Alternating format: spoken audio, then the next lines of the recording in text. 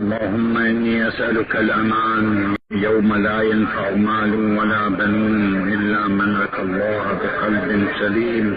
وأسألك الأمان يوم يعض الظالم على يديه يقول يا ليتني اتخذت مع الرسول سبيلا.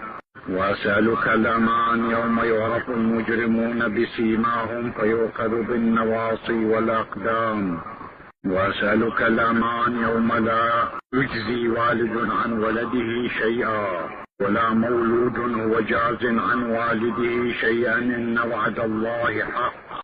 وأسألك الأمان يوم لا ينفع الظالمين معذرتهم ولهم اللعنة ولهم سوء الدار.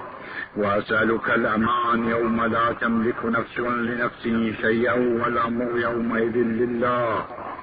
وأسألك الأمان يوم يفر المرء من أخيه وأمه